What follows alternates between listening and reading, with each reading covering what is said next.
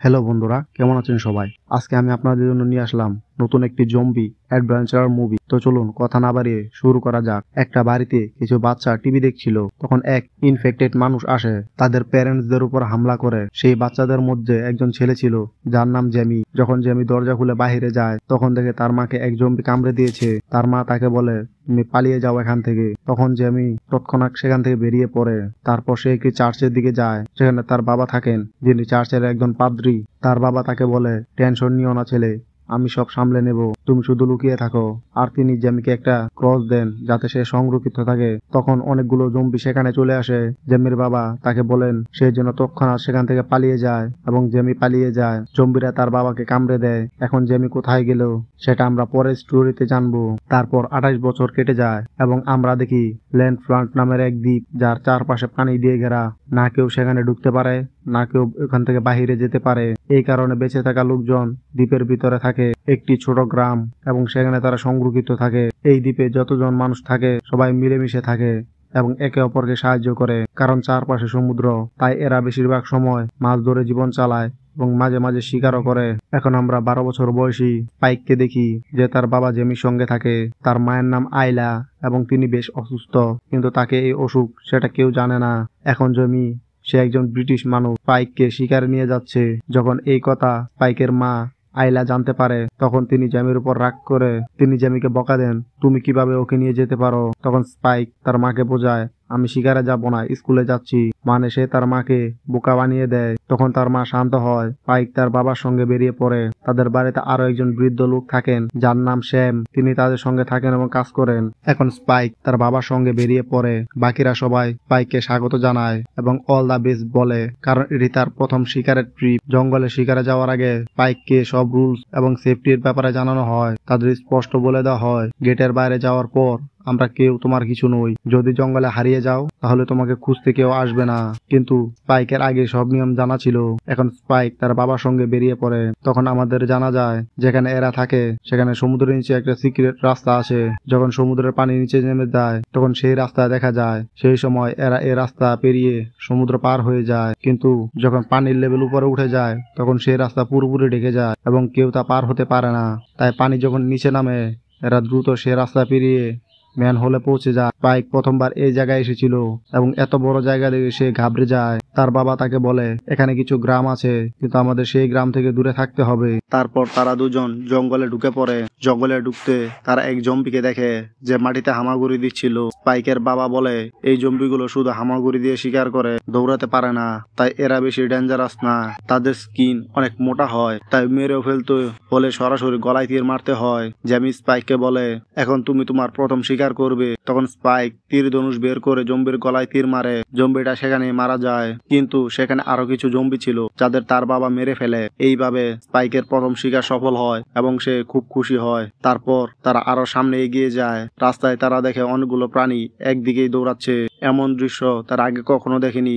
এখন হাঁটতে হাঁটতে স্পাইক ও তার বাবা জেমি এক পুরোনো বাড়িতে পৌঁছায়। তারা সেখানে কিছু দরকারি জিনিস নিতে এসেছিল, কিন্তু বাড়ির ভিতর কিছুটা ইউজফুল পাওয়া না। তখন এক ঘর থেকে শব্দ আসে, যেখানে তারা সেই ঘরে গিয়ে দেখে, তখন দেখতে পায় একজন লোক উল্টো ঝুলছে, যাকে কিছু কাক খাচ্ছে। লোকটা তখনও জীবিত ছিল, কিন্তু ইনফেক্টেড ছিল, মানে সে একজন জম্বি হয়ে গিয়েছিল। জেমিস তখন স্পাইককে বলে, এটাকে তীর মারো। স্পাইক ভয় পেয়ে যায় এবং কাজটা করতে পারে না। তখন জেমি বারবার বলে, তখন স্পাইক সাহস করে এবং জেমিকে তীর মেরে ফেলে। এরপর তারা সেখান থেকে বেরিয়ে পড়ে এবং জঙ্গলে আরো ভিতরে এগিয়ে যায়। জঙ্গলে তারা কিছু ডেড বডি দেখতে পায়, যেগুলো খুবই খারাপ অবস্থা ছিল। জেমি যখন চারপাশে দেখে তখন বুঝে যায় যে এটা কোনো সাধারণ জম্বির কাজ নয়, বরং রেজ ভাইরাসের কাজ। যখন কারো শরীরে রেজ ভাইরাস চলে যায় তখন তার সাধারণ জম্বির চেয়েও বেশি বিপজ্জনক হয়ে যায়। এই ধরনের জম্বিরা শুধু শক্তিশালী নয়, বরং চিন্তা করতেও পারে। তাই জেমি স্পাইককে বলে, চলো এখান থেকে তাড়াতাড়ি বেরিয়ে যায়। তারপর তারা হাঁটতে হাঁটতে একটা খোলা মাঠে পৌঁছায়। তাদের সেই মাঠ পার হতে হয়। তখন তারা দেখে সামনে কিছু আলফা জম্বি আসছে। তারা হাঁটতেও পারে, দৌড়াতেও পারে, আর তারা মানুষকে তাড়া করতেও পারে। জেমি বলে, আমাদের এদের থেকে বাঁচতে হবে। এবং পিছনে ফিরে যেতে হবে। তখন তারা পিছনে ঘুরে পড়ে, কিন্তু আলফা জম্বিরা তাদের পিছনে পড়ে যায়। অনেক জম্বি সেখানে চলে আসে। জেমি হাঁটতে হাঁটতে কিছু জম্বিকে মেরে ফেলে, কিন্তু স্পাইকের এখনো ততটা অভিজ্ঞতা নেই। সে চলতে চলতে কাউকে মারতে পারে, তাই সে কিছু করতে পারে না। তারা একটা বাড়ি দেখতে পায়, তখন তারা দ্রুত সেই বাড়ির দিকে দৌড়ে যায়, কিন্তু জম্বিরা তাদের পেছনে পেছনে সেখানে পৌঁছে যায়। জেমি সেখানেও তার 3 ধনুক দিয়ে অনেক জম্বিকে মেরে ফেলে। তারপর কোনোভাবে তারা সেই বাড়ির ভিতরে লুকিয়ে পড়ে এবং নিজেদের জীবন বাঁচা। জেমি বলে, আজ রাত আমাদের এখানে কাটাতে হবে, কারণ যদি বাহিরে যাই তাহলে আলফা জম্বিরা আমাদের শেষ করে দেবে। অন্যদিকে দ্বীপে যত লোক ছিল সবাই স্পাইক ও তার বাবার জন্য অপেক্ষা করছিল। স্পাইক প্রথমবার বাড়ি থেকে বেরিয়েছে, তাই সবাই তাকে স্বাগত জানাতে চায়, কিন্তু স্পাইক তার বাবা জেমি এখনো ফিরে আসেনি, কারণ তারা সেই বাড়ির ভিতরে লুকিয়ে আছে। তারা মনে করে আলফা জম্বিরা তাদের দেখছে, মানে তারা নিচে কোথাও লুকিয়ে আছে এবং শুধু এই অপেক্ষায় আছে যে কখন এরা বাহিরে বেরোবে। তাই জেমি বলে রাত এখানে কাটাতে হবে। তখন স্পাইক দূর থেকে একটা আগুন জ্বলতে দেখে। সে তার বাবাকে জিজ্ঞাসা করে, বাবা এটা কি? তার বাবা বলে, আমিও জানি না, এই আগুন কে জ্বালাচ্ছে তার কোনো আইডিয়া নেই, কারণ আমি কখনো দক্ষিণ দিকে যাইনি। এখন রাতে জেমি ও স্পাইক ঘুমিয়ে পড়ে, কিন্তু বাইরে কিছু জানোয়ার ওই বাড়ির পাশে দৌড়াতে থাকে, যার ফলে পুরনো বিল্ডিং কাঁপতে থাকে। বাড়িটা অনেক পুরনো ছিল, তাই সেটা ভেঙে পড়তে শুরু করে। তখন স্পাইক আর জেমি তৎক্ষণাৎ বাইরে দৌড়ে যায়, আর তাদের বেরোনোর সাথে সাথে পুরো বিল্ডিং ভেঙে পড়ে। জেমি বলে, আমরা আর এখানে থাকতে পারবো না, আমাদের বাড়ি ফিরতে হবে। কিন্তু সমস্যা হলো যখন দেখা যায় পানির লেভেল এখন অনেক উপরে উঠে গেছে। জেমি বলে, পানি এখন হাঁটু পর্যন্ত হবে, আমাদের যেভাবে হোক পার হতে হবে। এখন দুজনে দৌড়াতে দৌড়াতে সমুদ্রের কাছে পৌঁছে যায়, যেখানে তারা সেই রাস্তা দেখতে পায় এবং পার হতে শুরু করে। যখন তারা নিরাপদে পার হয়ে যায় তখন দুজনেই খুব খুশি হয়, অবশেষে বাড়ি ফিরে এসেছে। কিন্তু ঠিক তখনই তারা পেছনে ফিরে দেখে এক জম্বি খুব জোরে তাদের দিকে দৌড়ে আসছে। এটা দেখে তারা ভয় পেয়ে যায় এবং তৎক্ষণাৎ বাড়ির দিকে দৌড়াতে শুরু করে। জম্বিটা তাদের থেকেও দ্রুত দৌড়ায়। রাস্তায় স্পাইক পড়ে যায়, তাদের কাছে এখন আর কোনো তীর ধনুক নেই, তাই তারা লড়তেও পারবে না। কিন্তু কোনোভাবে দুজনে বাড়ির দরজার কাছে পৌঁছে যায় এবং চিৎকার করে সাহায্য চায়। তখন তাদের সঙ্গীরা জেগে ওঠে এবং জম্বি আক্রমণ করার আগে তাকে মেরে ফেলে। তখন জেমি আর স্পাইককে বাড়ির ভেতরে ফেরত আনা হয়, এভাবে তাদের প্রাণ বেঁচে যায়। এটা ছিল তাদের প্রথম মালভূমি মেইনল্যান্ড অভিজ্ঞতা। স্পাইকের জন্য এটা মুড বিশেষ করে, কারণ সে প্রথমবার বাড়ির বাইরে পা রেখেছিল, তাই তার জন্য একটি পার্টি আয়োজন করা হয় এবং সবাই উদযাপন করে। পার্টির সময় স্পাইককে দেখে তার বাবা এক মেয়ের সঙ্গে যাচ্ছে এবং তারা অনেক ঘনিষ্ঠ হয়ে যাচ্ছে। স্পাইক যখন দেখে তার বাবা অন্য এক মেয়ের সঙ্গে দেখে, তখন সে কষ্ট পায় এবং মায়ের কাছে চলে যায়। তাদের বাড়িতে শ্যাম নামের এক বুড়ো মানুষও থাকে। স্পাইক শ্যামের সঙ্গে কথা বলে এবং বলে, আমি শুধু এটা দেখে এসেছি যে আমার মা কেমন আছে। শ্যাম বলে, এই পার্টিটা তোমার জন্য ছিল, তোমার তো মজা করা উচিত। স্পাইক তখন শ্যামকে বলে, আমি জঙ্গলে একটা জায়গায় আগুন জ্বলতে দেখেছি, কিন্তু জানি না এটা কে লাগিয়েছে। তখন শ্যাম বলে, এটা ডক্টর ক্যালসোম নামের এক মানুষ লাগিয়ে থাকতে পারে, কারণ সে 30 বছর আগে আমার বন্ধু ছিল, কিন্তু কোনো কারণে সে জঙ্গলে থেকে যায় আর আমি এখানে চলে এসেছি। আমি ভাবিনি সে এখনো বেঁচে আছে। এখন সকালে যে আমি বাড়ি ফিরে আসে, তখন স্পাইক তার উপর রেগে যায়। সে বলে, তুমি অন্য মেয়ের সঙ্গে সময় কাটাও, মায়ের কোনো খেয়ালই রাখো না, আমাদের একা ছেড়ে দাও। স্পাইক এটা বলে, তুমি ডক্টর ক্যালসনের ব্যাপারে মিথ্যা বলেছ, হতে পারে সেই ডক্টর মায়ের চিকিৎসা করতে পারে। জ্যামি বলে, সে কোনো ডক্টর না, সে একটা পাগল মানুষ। আমরা একবার তাকে দেখেছিলাম যখন সে লাশ পোড়াচ্ছিল, সে আমাদের দেখছিল, কিন্তু আমরা ভয় পেয়ে পালিয়ে গিয়েছিলাম। তারপর সকালে স্পাইক একটা জায়গায় ইচ্ছাকৃতভাবে আগুন লাগিয়ে দেয় এবং সবাইকে জানায় যে আগুন নিভাতে হবে। যারা গেটের নিরাপত্তায় ছিল তারাও আগুন নেভাতে দৌড়ে যায়। তখন স্পাইক চুপি চুপি কাউকে কিছু না বলে তার মাকে নিয়ে মালভূমির দিকে রওনা হয়। সে তার মাকে বলে, একজন ডক্টর আছে যে আপনার চিকিৎসা করতে পারে, তাই আমি আপনাকে তার কাছে নিয়ে যাচ্ছি। এইভাবে স্পাইক তার মা এক লম্বা যাত্রায় বেরিয়ে পড়ে। সন্ধ্যা হয়ে যায়, তাই স্পাইক ও তার মা একটি পুরনো ভাঙ্গা বাড়িতে বিশ্রাম নেয়। স্পাইক তার মাকে বলে, আপনি বিশ্রাম নিন, আমি রাতভর পাহারা দেব। আর সে পাহারাদার হয়ে বসে পড়ে। কিন্তু স্পাইকও একটি ছোট বাচ্চা, তাই রাতে তার ঘুম চলে আসে এবং সে সেখানে ঘুমিয়ে পড়ে। এখন এই এলাকাতে কিছু জম্বিও ছিল যারা মাটিতে হামাগুড়ি দিয়ে চলে। রাতে সেই জম্বিগুলো ওই খণ্ডাহারের পাশে চলে আসে। তখন হঠাৎ স্পাইকের মা এক জম্বির উপর আক্রমণ করে বসে। সকালে যখন সে জাগে তখন তার মনে পড়ে যে সে কিভাবে জম্বিকে মেরেছে, মানে তার কিছু কিছু জিনিস মনে থাকে আর কিছু ভুলে যায়। অন্যদিকে মূলভূমিতে কিছু সৈনিক জম্বিদের মারতে আসে। তারা অনেক জম্বিকে গুলি করে মেরে ফেলে, কিন্তু লড়াইয়ের সময় অনেক সৈনিকরা নিজেরাও ইনফেক্টেড হয়ে যায়, মানে তারাও জম্বি হয়ে যায়। শুধু একজন সৈনিক এরিক বেঁচে যায়। সে কোনোভাবে সেখান থেকে পালিয়ে যায়। এখন স্পাইক ও তার মা তাদের যাত্রা চালিয়ে যায়। তারা দুজন মাঠের মাঝ দিয়ে যায়। স্পাইকের মা তাকে নিজের স্বামী বলে ডাকতে থাকে, কারণ তার মন এখনো কনফিউজ, সে কিছুই ঠিক মতো মনে রাখতে পারে না। তখন একটি জম্বি তাদের দিকে আসে। সে আসলে জিম ছিল। এই মুভির প্রথমে পার্টে তাকে যে এই মুভির প্রথম পার্টে তাকে যে জম্বি কামড়ে দিয়েছিল, তাই এখন সেও একজন জম্বি হয়ে গেছে। স্পাইক এই জম্বিটাকে মেরে ফেলে। তারপর তারা দুজন আবার এগিয়ে যায়, কিন্তু হঠাৎ অনেকগুলো জম্বি চলে আসে। তাই স্পাইক ও তার মা দৌড়ে একটি গ্যাস স্টেশনে লুকায়, কিন্তু সেখানে চারপাশে গ্যাস ছড়ানো ছিল আর জম্বিরা তাদের পেছনে এসে আক্রমণ করতে চলেছিল। ঠিক তখনই বেঁচে থাকা সেই সৈনিক এরিক সেখানে আসে আর গুলি চালিয়ে দেয়। গ্যাস থাকার কারণে এক বিশাল বিস্ফোরণ হয়, সব জম্বি মারা যায়। স্পাইক ও তার মা কোনোভাবে বেঁচে যায় এবং বাইরে বেরিয়ে আসে। এখন সেই সৈনিকও তাদের সঙ্গে যোগ দেয়। সৈনিক বলে, আমি সুইডেন থেকে এসেছি। আমরা প্রায়ই এখানে আসি জম্বিদের মারতে, কিন্তু এবার আমার পুরো টিম মরে গেছে। আমি একাই বেঁচে আছি। এখন বুঝতে পারছি না কিভাবে এখান থেকে বের হব। এরা কথা বলতে বলতে সামনে এগিয়ে যায়। আরো একটু সামনে গিয়ে একটা জায়গায় বিশ্রাম নেয়। স্পাইক অনেকগুলো আপেল এনেছিল, যা সে সৈনিককে দিয়ে দেয়। সৈনিকের কাছে একটি ফোন ছিল। স্পাইক জীবনে প্রথমবার একটি ফোন দেখে, তাই ওর কাছে এটি একটু অদ্ভুত লাগে, কারণ সে বুঝতে পারছে না এটা কি জিনিস। স্পাইক তখন সৈনিককে বলে, আমার মায়ের হেলথ প্রবলেম আছে, আমি তাকে একজন ডাক্তারের কাছে নিয়ে যাচ্ছি। সব ঠিক থাকলে ডাক্তারের সঙ্গে দেখা করার পর আমি তোমাকে আমাদের দ্বীপে নিয়ে যেতে পারি, সেখানে তুমি নিরাপদ থাকবে।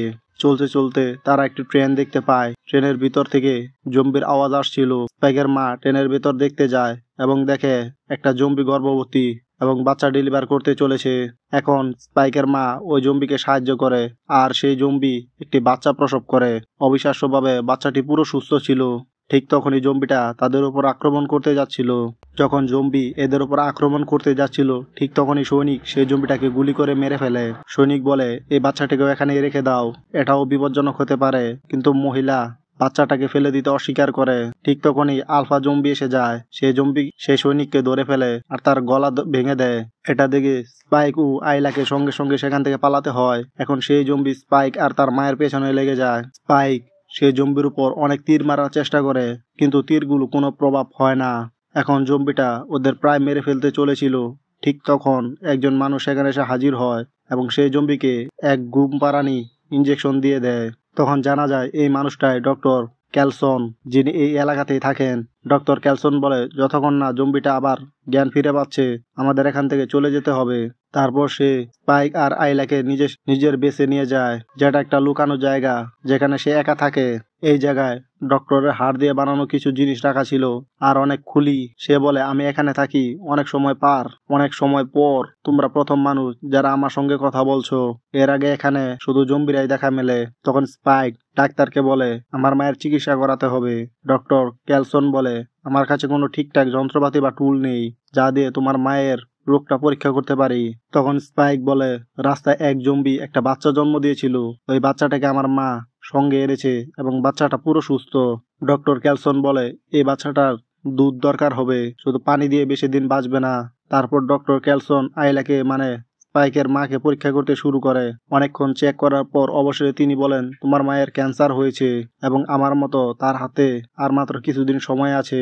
আমি এই রোগের চিকিৎসা করতে পারবো না। তখন স্পাইকের মা বলে, আমরা আগে থেকেই মনে হচ্ছিল যে আমার ক্যান্সার হতে পারে, কিন্তু আমি চাইছিলাম তুমি এটা অন্য কারো কাছ থেকে শোনো, আমি নিজে তোমাকে বলতে পারিনি। এখন স্পাইক তখন সেই সত্য জানতে পারে, তখন সে খুব কষ্ট পায়, কারণ তখন সে বুঝতে পারে তার মায়ের আয়ু আর বেশি দিন নেই। ডক্টর ক্যালসন তাকে বোঝায়। সে বলে, এই দুনিয়ায় যে এসেছে একদিন তাকে মরতেই হবে। কেউ আগে চলে যায়, কেউ পরে। তোমার মায়ের জন্য এত দুঃখ করা উচিত নয়, এটা জীবনের এক প্রাকৃতিক নিয়ম। স্পাইকের মা তাকে জড়িয়ে ধরে এবং বলে, চিন্তা করো না বাবা, আমি সব সময় তোমার সঙ্গে থাকবো। এরপর ডক্টর ক্যালসন আইলাকে একটি আলাদা জায়গায় নিয়ে যায়, সে তাকে মেরে ফেলে। কিছুক্ষণ পর সে আইলার খুলি স্কাল নিয়ে ফিরে আসে এবং স্পাইককে বলে, এই খুলিটা সেখানে বসাও যেখানে তোমার মনে হয় ওর আসল জায়গা। তখন স্পাইক খুলি নিয়ে যায় এবং সেই সব খুলির উপরে যেগুলো আগে থেকে সাজানো ছিল তার মায়ের খুলিটা সবচেয়ে উপরে বসিয়ে দেয়। ঠিক তখনই সেই জম্বিটা আবার জ্ঞান ফিরে পায় যাকে আগে ঘুম পাড়ানো হয়েছিল। তখন স্পাইক আর ডক্টর ক্যালসন লুকিয়ে পড়ে।